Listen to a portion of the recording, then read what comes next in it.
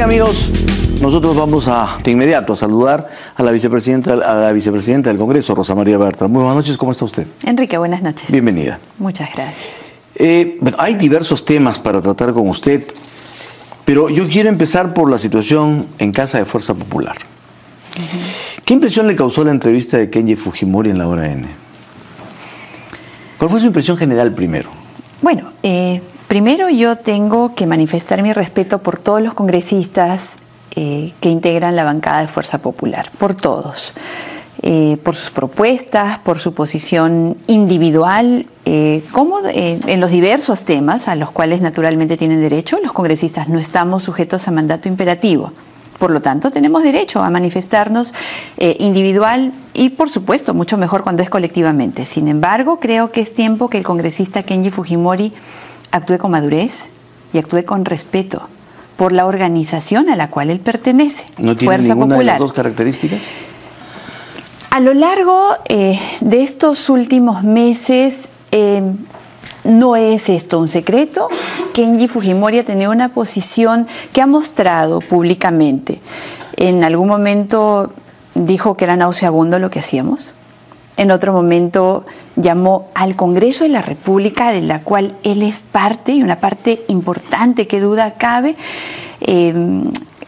como el Coliseo de la República. No sé si él es parte de este coliseo, se siente parte o a lo mejor es ajeno a esto. ¿Y comparó a los congresistas con leones?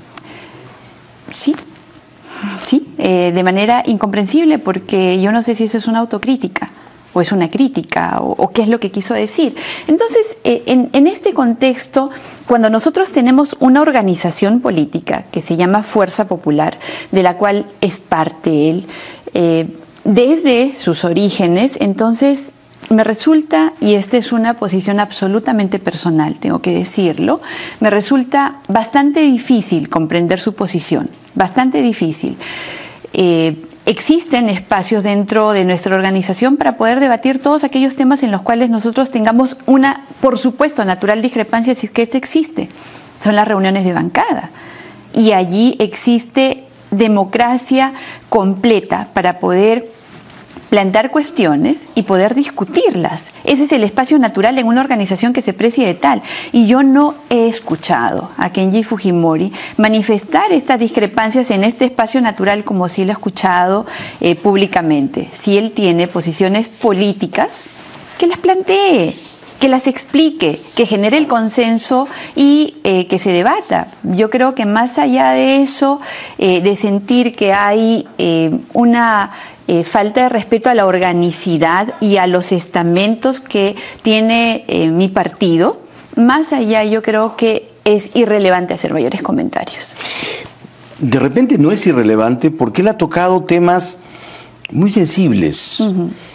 Para mucha gente, además, Kenji Fujimori se presentó el viernes con mucha solvencia, hilando muy bien sus frases y con conceptos muy claros. Y uno de ellos es el que plantea la exigencia de la reestructuración del partido después de 2 derrotas,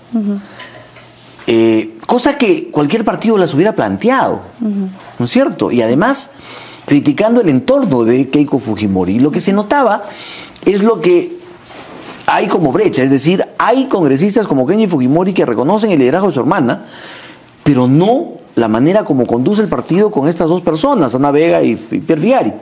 Y los congresistas que reconocen a Keiko Fujimori, pero que sí se someten al dictado de las órdenes de estas 2 personas. Esa brecha existe. No. Y le agradezco la pregunta con tan larga introducción y el comentario. Pertenezco a Fuerza Popular a pesar de, por ejemplo, como en mi caso, no estar inscrita en el padrón. Estoy en Fuerza Popular porque Keiko Fujimori me inspira la suficiente fuerza como para pensar en ese Perú que sueño. Ese Perú seguro, saludable, próspero y sobre todo con oportunidades para todos. Creo que tiene todas las condiciones para liderar, llegar a ese Perú que estoy segura todos los peruanos no solamente queremos sino necesitamos. Y estoy en Fuerza Popular como organización.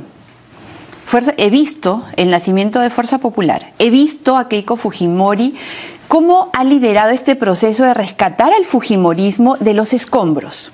en los cuales quedó en el 2001, de los cuales se rescató en el 2006 y sobre los cuales se empezó a caminar pensando en una organización política en la cual existe una estructura, en la cual exista respeto por el pensamiento de las bases, que tenga organización y que tenga realmente lo que se merece tener un partido político en el Perú. Un partido político no solamente es recolectar firmas para poder completar una cuota y por lo tanto permitir su inscripción. Tener un partido político significa darle estructura, significa tener representatividad, bases, dirigentes, una organización. ¿Qué ha pasado de tener, y acá hablo en número de congresistas, sin embargo hablamos también de la participación política, de 3 a 13, de 13 a 37, de 37 a 73, pasar a tener el 40% de votación en primera vuelta en la última elección. Eso no es producto de la casualidad ni de la suerte, eso es producto de un liderazgo que lo tiene Keiko Fujimori y de una organización de la cual forman parte Ana Vega y Pierre Figari, y que han estado desde el inicio no solo recolectando firmas, sino precisamente dándole este carácter organizacional, de darle esta legitimidad que se necesita para funcionar como organización política. ¿Qué duda cabe? Entonces, don Enrique, entonces termino. Si nosotros tenemos una organización que salió inspirada en el fujimorismo y en el sentimiento que se tiene por Alberto Fujimori, pero que estaba realmente en escombros, y haberlo convertido en la organización política más importante que tiene el Perú en este momento, yo creo que es desconocer la participación de quienes han estado allí. Y Pierre Figari, Ana Vega forman parte, no solamente como asesores de la presidenta del partido, sino son parte de la organización política, parte del Comité Ejecutivo Nacional. ¿Y eso no lo ve Kenji Fujimori, entonces, que tiene el ADN de los Fujimori? Kenji Fujimori ¿Cuál sería su interés en criticar esto? Kenji Fujimori es parte del Comité Ejecutivo Nacional.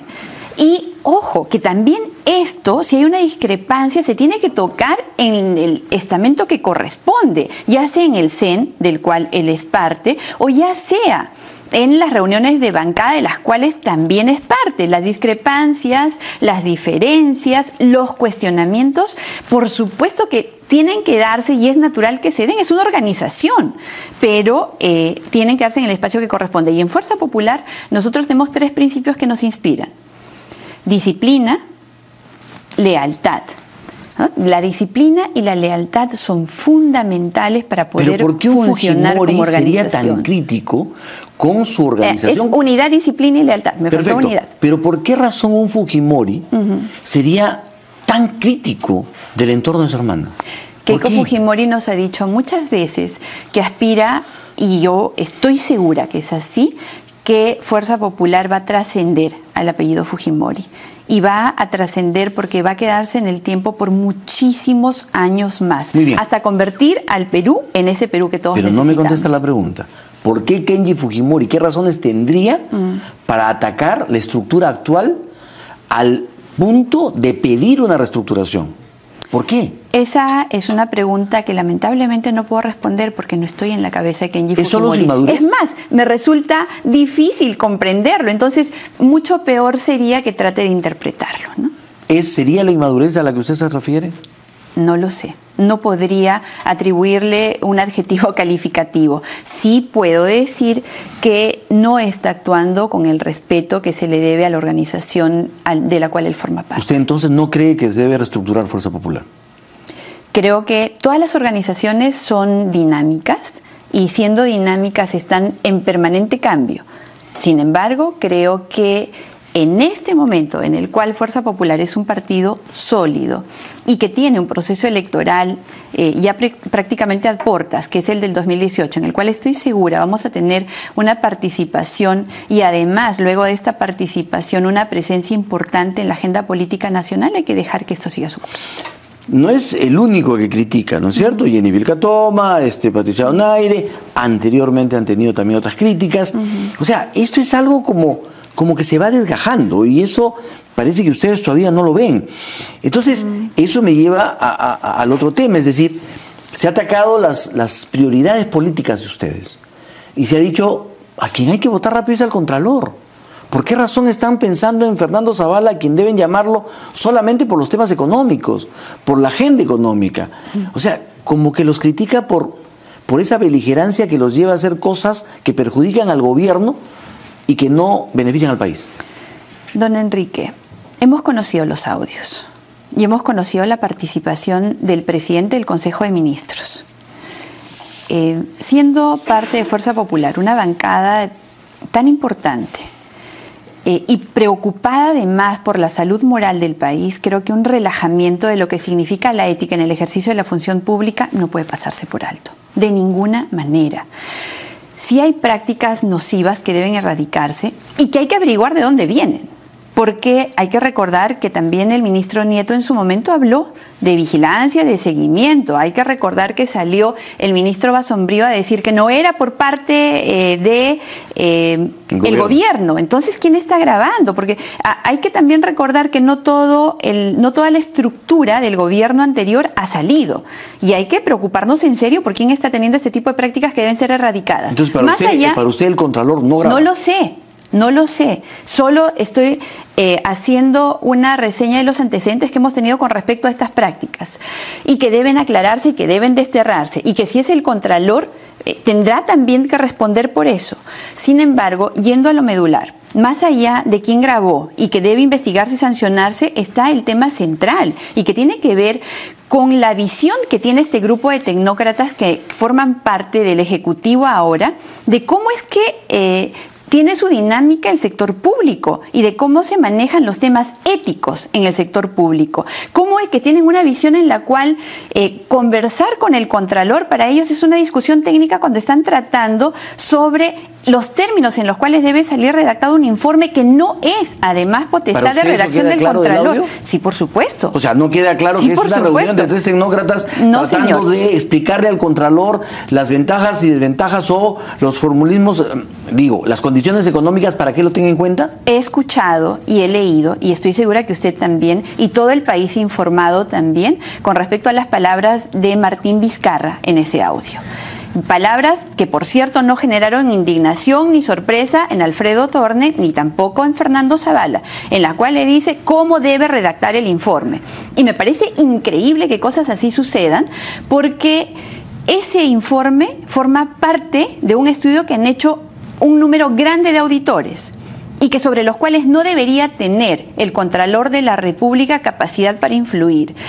Y si acaso ellos piensan que el Contralor puede influir en los resultados de un informe de todo un equipo técnico, entonces allí está el origen de lo que le estoy diciendo, la corta visión con respecto a lo que se tiene, a la medida que se le da a lo que significa el control por parte del Estado. Me parece delicadísimo. Usted me está hablando de algo que dijo Vizcarra, pero quieren ustedes la presencia de Zavala. Así es, formando parte de un equipo que no queda claro, pero que aparentemente es así, fueron a presionar al Contralor para que emita el informe en el sentido de que favorezca a Cunturuasi en el tema de Chinchero, con una adenda que a todas luces y reconocido por tirios y troyanos es lesiva para el país, en un contrato mal arreglado, en un contrato que perjudicaba los intereses del país, pero que sí favorecía a los privados. Entonces, don Enrique, las cosas claras, las cosas en su lugar. No avalamos una actitud de grabación clandestina de ninguna manera. No vamos a avalar y por eso hay una comisión que ya tiene sus conclusiones y que siguiendo el debido proceso se encargará de decidir la suerte del Contralor General de la República. Pero esto no significa de ninguna manera que dejemos de señalar y de levantar la voz, y en mi caso con mucha indignación, con respecto a lo que el presidente del Consejo de Ministros cree que es el Estado. Pero mucha gente ha escrito señalando que el audio es inocuo, que no existe nada que pueda ser ni delictivo, ni reprochable, ni falto de ético, y que es una reunión técnica. No, don Enrique, eso no es lo que, con mucha, además, visión de Estado, se tiene cuando uno lee esas transcripciones de los audios. No es posible. Un nivel de relajamiento moral significaría un retroceso bastante grande en lo que significa la lucha contra la corrupción. ¿Para usted la actitud del Premier es de relajamiento moral? Sí, con respecto a la actitud del Contralor y cómo él debe resolver un tema en el cual debe ser absolutamente imparcial. No se trata acá de que vienen más proyectos y que si este se traba, los demás... No, señor. Se trata de que el Perú debe aprender de que lo que nos ha llevado a la ruina moral ha sido ser flexibles en temas contra la corrupción y por lo tanto no debemos alentarla ni permitirla bajo ningún concepto. Pero los lobbies, el arreglo económico, para usted, el modelar, ¿para usted hay todos esos ingredientes en esto? El tratar de influenciar sobre un informe de control para que pueda salir en términos favorecedores o haciéndose de la vista gorda en aquello que está mal, me parece absolutamente preocupante e inaceptable. ¿Así de grave es la situación para usted? Eso es lo que yo lo entiendo. Así lo entiendo yo. Y por eso creo que el ministro de Economía y también primer ministro del gobierno debe dar las explicaciones que un tema como este merece. Han salido dos ministros. ¿Ante el Pleno ante la Comisión Permanente? Eso es algo que se tendrá que decidir. ¿Cuál es la opinión de Rosa María Bartra? El Pleno le ha delegado funciones a la Comisión Permanente. En este momento, quien está funcionando es la Comisión Permanente. Sin embargo, esto es algo que no se ha tratado en mi bancada, que no se ha tratado tampoco en la Comisión Permanente y por lo tanto no puedo responder yo cuál sería el espacio natural al cual debe ir a responder el primer ministro. Por lo que le escucho, para usted, a diferencia de mucha gente, esto tiene una gravedad enorme y usted lo ha dicho. Para usted, el primer ministro y ministro de Economía debe renunciar.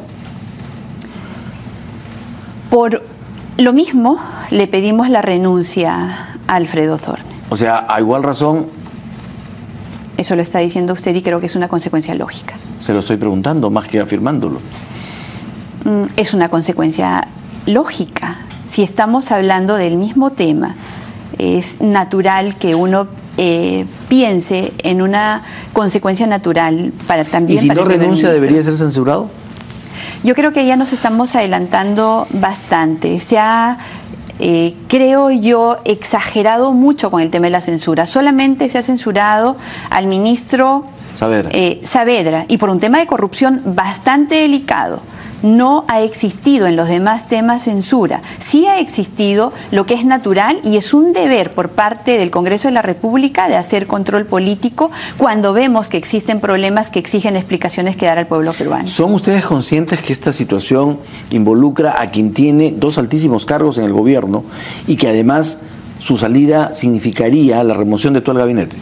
Es precisamente eso lo que nos hace tener este nivel de rigurosidad, don Enrique. Porque si nosotros no tenemos el celo necesario para que el Estado peruano recupere la credibilidad del pueblo peruano, recupere la esperanza de que podemos tener un Perú sin corrupción, precisamente porque se trata de Fernando Zavala, que tiene los dos cargos más importantes en el Ejecutivo peruano, es que necesitamos explicaciones claras. Con la misma vehemencia, ¿debe irse el Contralor?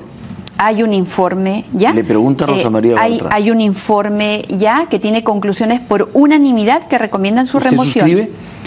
Formo parte de la Comisión Permanente. Mañana se va a escuchar al Contralor. Y don Enrique, una persona que no tiene la exigencia del nivel ético que se exige para ser Contralor de la República no debería quedarse. ¿Las acciones del Contralor le generan la misma indignación que le generan las acciones de Fernando Zavala? Naturalmente.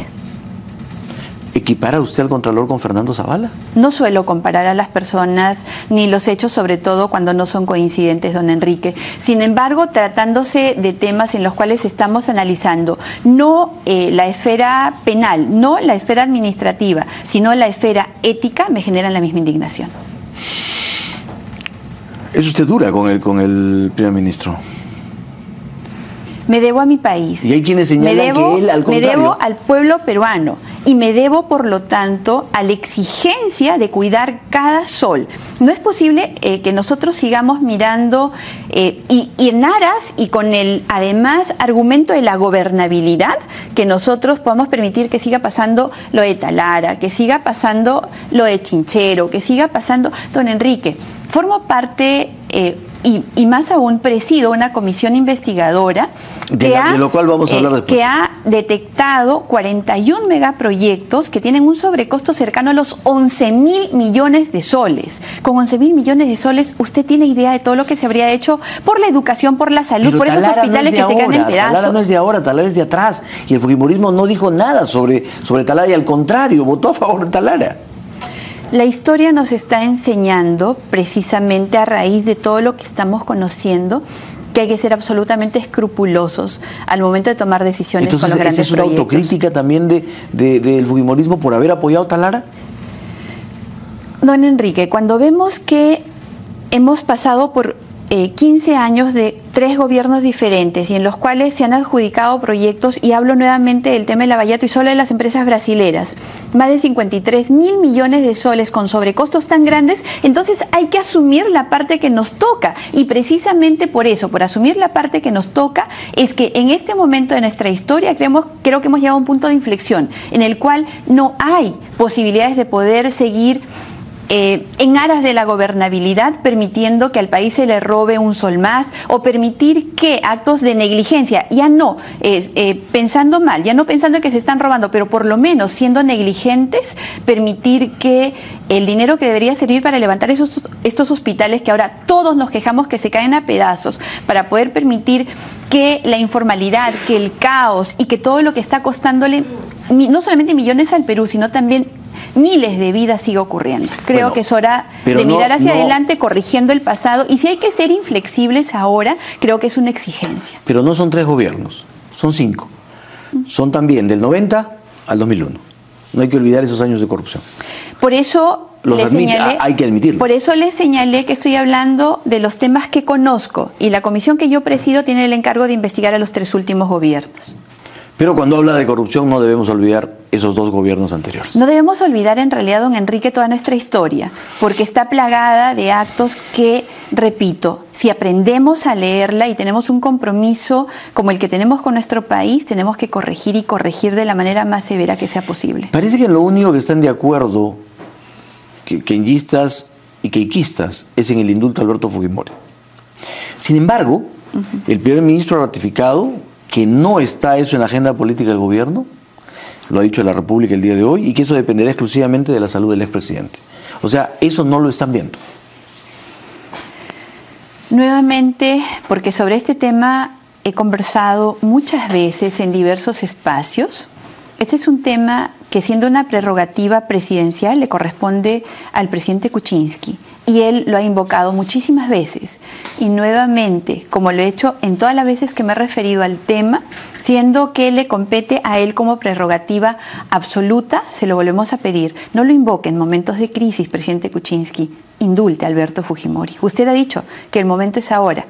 Creemos que esa última versión que usted tiene es la que va a sostener. No se deje finalmente, presidente Kuczynski, amedrentar por aquellos que en realidad lo único que están haciendo es desestabilizar su gestión. ¿Para usted la liberación de Alberto Fujimori significaría la liberación o el indulto al líder del partido? Alberto Fujimori es el líder histórico del fujimorismo. ¿Debería tener algún tipo de reivindicación política una vez indultado? ¿Para usted? Hay que pensar por ahora en que el presidente Kuczynski le dé el indulto. ¿Debería tener alguna participación política en el partido del expresidente Alberto Fujimori? No suelo proyectarme tanto, don Enrique. Yo suelo pensar en el presente. ¿No lo ve usted como un político para Fuerza Popular? Es algo que merece una discusión muchísimo más amplia que los pocos minutos que puedo tener en este momento. Pero es una posibilidad.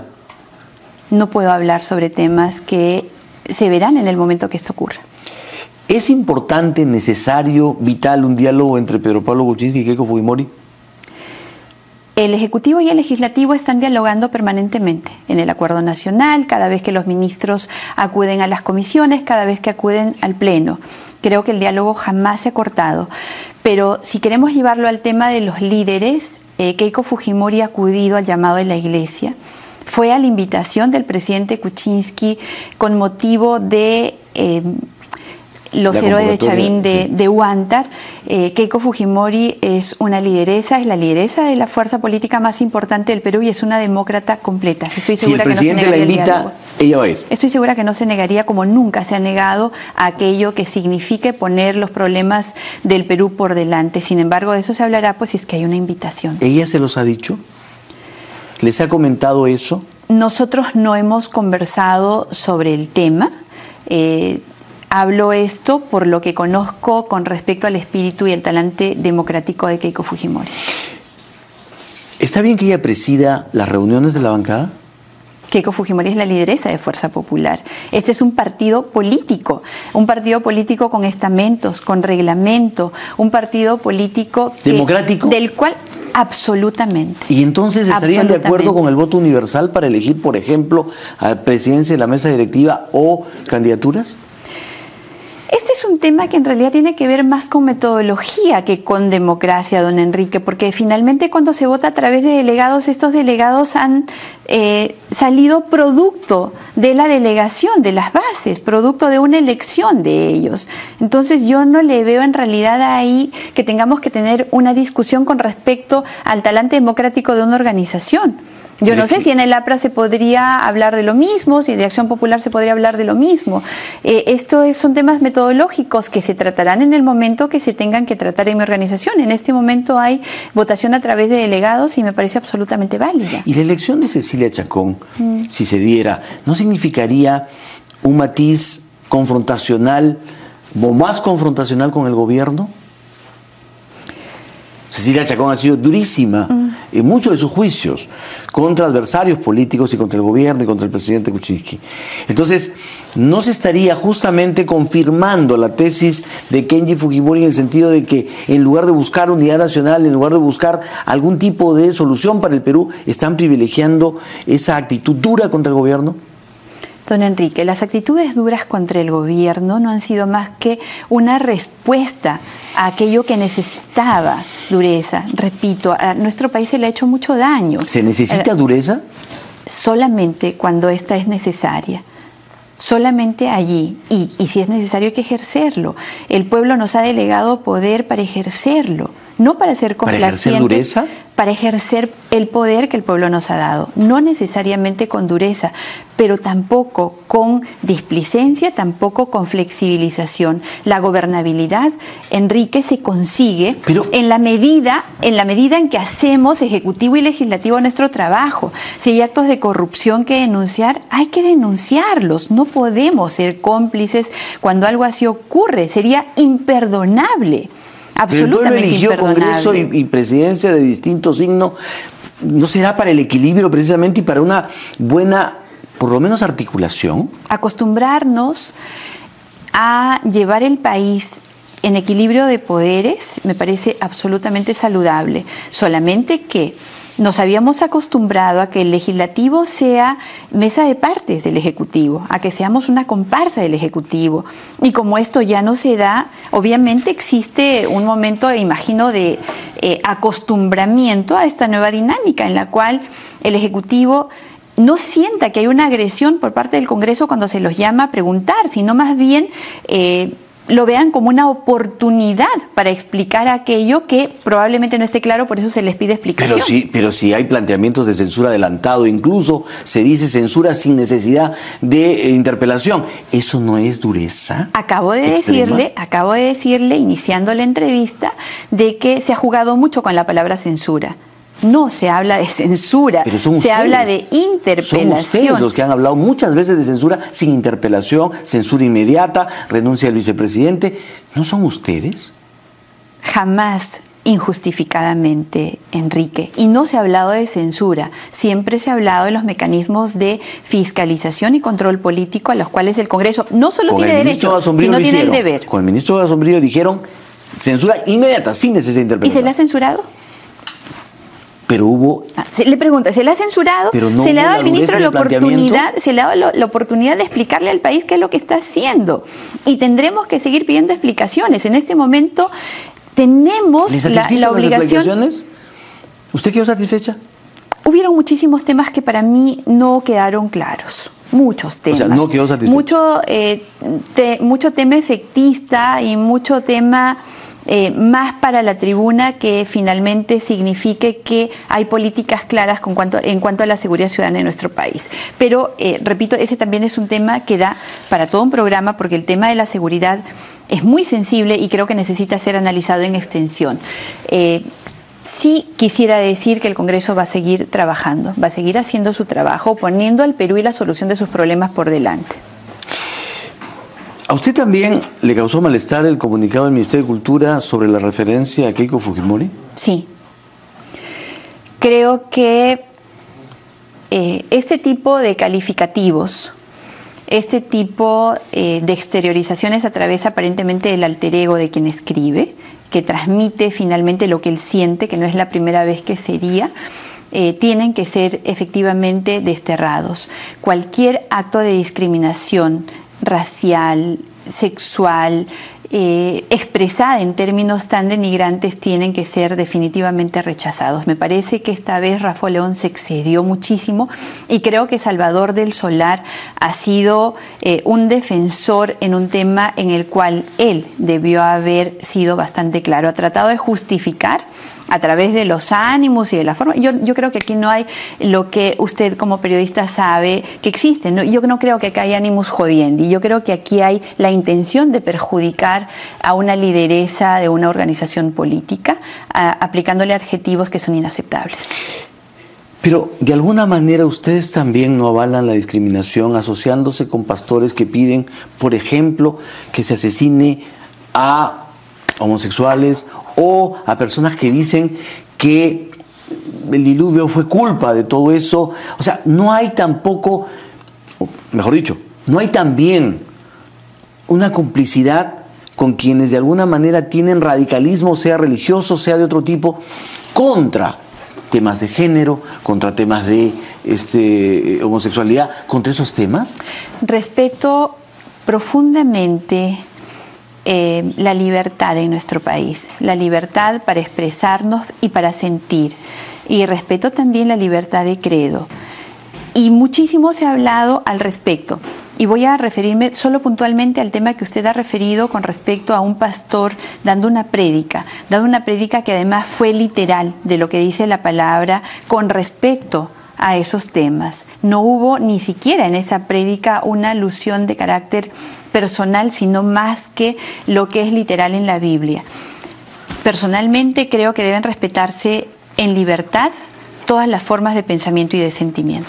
Pero cuando esas citas instan a acciones irracionales para estos tiempos, o sea, la Biblia también dice que hay que pedrar a las mujeres, y eso hoy no podría ni pensarse.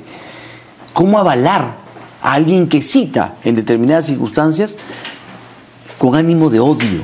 Yo creo que ninguna práctica que inste a la violencia o que inste al odio o que inste a la segregación puede ser aceptada o avalada. Creo que no ha existido eso de ninguna manera, y es algo que cuando tengamos que tratar temas relacionados con la defensa de las minorías y sus derechos, con respecto a cómo enfocar las libertades y su ejercicio, tendremos, espero, la oportunidad de seguir hablando sobre el tema.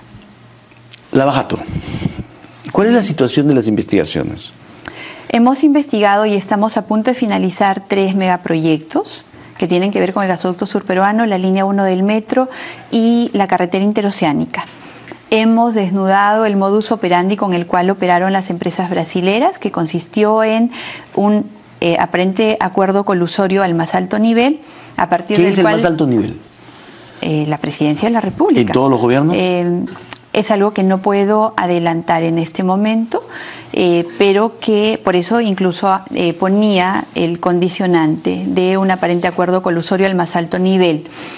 Lamentablemente, Enrique, no puedo adelantarle más, pero a partir de este acuerdo colusorio se tejió toda una estructura normativa en la cual han participado algunos prestigiosos estudios de abogados, universidades, las supervisoras, algunos árbitros. No es posible que las supervisoras no hayan podido advertir pues adendas lesivas, no hayan podido advertir incrementos desmedidos, injustificados. Hay lamentablemente un daño económico bastante importante para el país y también un daño moral. ¿Cuándo tendrán ustedes un informe final? Hemos pedido una ampliación al Pleno, dado que de estos 41 megaproyectos ya tenemos 12 en investigación. Hemos pedido 365 días calendario y esperamos, ojalá, antes de este plazo, presentarle al Perú la verdad, caiga quien caiga. ¿El viaje de los familiares de Nadine Heredia le genera a usted cierto tipo de duda, resquemor? Creo que Nadine Heredia y Ollanta Humala están muy comprometidos con los temas que se les investiga, bastante comprometidos. Sin embargo, hay que apartar a las personas que hay que proteger. Y creo que a los niños, a los hijos, no deberíamos nosotros involucrarlos en temas de análisis de este tipo. Así que la señora Heredia y el señor Humala respondan con la verdad y paguen por lo que han hecho. La mamá que ha viajado tampoco a usted le genera... Yo creo que la señora malestar. También tiene bastante que responder. Sí me opondría y me causa emociones que creo que compartimos muchos con respecto al tratamiento que hay que dar a los hijos menores. Muy bien, nos ha ganado el tiempo, se me quedan muchísimos temas, porque hay varios temas que el Congreso debería también responder, sobre todo, por ejemplo, con todo lo que son las sanciones en la Comisión de Ética para con los congresistas fujimoristas. ¿Por qué no camina eso? La nueva presidencia tomó la decisión de revisar los casos, sobre todo por los resultados que se tuvieron en el Pleno, cuando se discutieron las primeras sanciones. Cuando el grupo de la comisión, no el grupo de trabajo, la comisión presenta sus conclusiones y el Pleno termina decidiendo de manera tan diferente a cómo decidió la comisión, han considerado que es necesario que revisen las decisiones que se habían tomado y estoy segura que con la rigurosidad que el país espera, porque hablamos de temas éticos, van a ser presentados al inicio de la legislatura. Y una última cosita, la congresista Úrsula Letón ha dicho que su proyecto con respecto a los medios de comunicación continúa. ¿Usted lo avala? No sé cuáles serán los términos en los cuales tiene ya la redacción de este proyecto, porque entiendo que también ha dicho que ha recogido opiniones. De la academia, de diversos sectores. Dice, entonces, pero hay quienes, como Kenji Fujimori del SAC, dice ese proyecto no tiene ni pies ni cabeza, no se debía ni presentar. ¿Usted le da el beneficio de la duda a ese proyecto? No lo conozco en su versión final, tendría que conocerlo para poder opinar. Creo en la libertad de prensa cuando ésta se ejerce con objetividad. Hay que empezar, y por eso lo saludo a usted y a la objetividad que hay en su programa. Por eso es que probablemente Jaime Daltaus se haga extrañar, pero necesitamos más información y menos opinión. ¿Por qué menos opinión? Porque últimamente estamos dejando de informar para solamente opinar, y creo que la información imparcial y bien presentada es absolutamente necesaria para un país que tome decisiones o que responda, pero con información objetiva, veraz, plural y que se dé en la dimensión que ésta necesita. Pero la libertad de expresión y la libertad de prensa también es opinión. Pero por supuesto que sí, pero necesitamos más información, sin que esto signifique que la opinión deba desmerecerse, pero sí creo que necesitamos más espacios informativos. Muchísimas gracias por su presencia. Muy amable. A usted, don Enrique.